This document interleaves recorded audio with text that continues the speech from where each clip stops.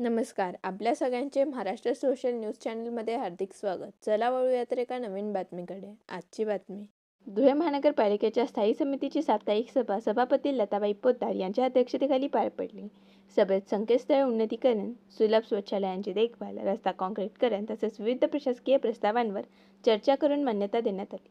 महापालिकेचे सचिव मनोज वाघ यांना सुधारित वेतनश्रेणी लागू करण्यासाठी शासनाकडे प्रस्ताव सादर करण्याच्या विषयावरही विचार करण्यात आला. यावेळी सदस्यांनी आयत्या वेळेचे विविध विषय उपस्थित करत शहर विकासाशी संबंधित मुद्द्यांवर चर्चा केली. माझी एक सूचना राहील की जे काही कर्मचारी होते आरोग्य विभागातील त्यावेळेस माननीय आयुक्त महोदय यांनी त्या ठिकाणी स्पॉट व्हिजिट केली, त्यांना काही गोष्टी आढळून आल्या म्हणून त्यांनी ती कारवाई केली. कारवाई ती त्यावेळेस करणारे योग्यच होते, परंतु त्या कारवाई झाल्यानंतर संबंधित जे कर्मचारी होते त्यांच्या कामामध्ये देखील आता फरक जाणवतोय. तर या ठिकाणी त्यांना देखील एक सहानुभूती म्हणून माझी एक विनंती राहील सभापती महोदयांना, आयुक्त साहेबांना की त्यांची जी निलंबनाची कारवाई किंवा कर्मचारी अधिकारी असतील संबंधित विभागातील तर ती कारवाई त्यांची माघार घेऊन त्यांच्यावर त्यांना पुन्हा एकदा संधी द्यावी, चांगला सेवा देण्याची ही विनंती करतो. थांबतो. जय महाराष्ट्र म्हणून त्यांनी पावती दिलेली. माझ्या प्रभाग क्रमांक 7 मध्ये मधून 3 नाले जातात. एक सुशी नाला, एक वरील रस्त्याचा नाला आणि एक नकाण्यातून नाला जातो. काही फोटो आणि व्हिडिओ मी मुद्दाम काढून आणले की परिस्थिती लक्षात यायला पाहिजे. अक्षरशः तिथं पाहायला गेलं तर आमच्याकडे जो नाला आहे 20 ते 22 मीटर चौडाईला आहे. जेसीबी मशीन टाकून काही एक उपयोग होत नाही. गेल्या महिन्यात मशीन आलाही तिथे, पण मशीनचा गुण जो आहे तो जेमतेम 10 ते 12 फुटापर्यंत काम करू शकतो.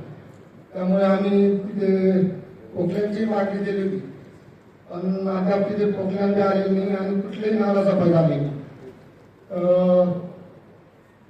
आपल्याला विनंती आहे लवकरात लवकर नाला सफाई करण्यात यावी. धन्यवाद. तुम्ही म्हटलं का ते निरीक्षण करताय, कशा पद्धतीने करताय? एसआयचे ते घंटागाडीच्या मागे फिरू शकत नाही आणि फिरणार नाही. मग ते कोणत्या एरियात कुठे गेले हे तुम्हाला कसं कळणार आहे का? हे आज इथला दिवस होता, इथे गेले का नाही गेले याच्यावर निरीक्षण कसं घेतो? नंतर मग पगार द्यायला पाहिजे ना. काढले त्याच्यावर भरपूर प्रमाणात आपण खर्च केला आहे नाले सफाईवर, पण नाले सफाई पाहिजे तेवढी चांगली होत नाही. त्यावर लक्ष दिलं पाहिजे. आपण जेव्हा एवढा खर्च करतोय तर नाले सफाई व्यवस्थित होणार हे आपलं काम आहे. त्याच्यानंतर जर नाले सफाई व्यवस्थित झाली नाही तर लोकांच्या घरात गटारचं पाणी जाईल, तेव्हा ते आमच्या घरी देणार बोंब यांच्या सह्या पाहिजे. यांच्या सह्या असं म्हणजे तू जाऊन आणला म्हणजे हजेरी लागली त्याच्याकडे बसून राहता जागेवर.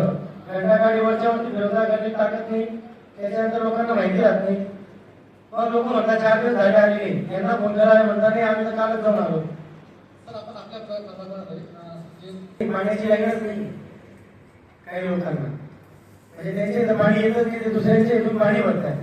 आता एक विषय आपलं कैलासनगर तिथले 2-3 घर आहेत, त्यांच्या पुढच्या घरापर्यंत लाईन आली की त्यांच्या घरी लाईन नाही पाणी, त्यांच्या घरी लाईन पाणी देत नाही.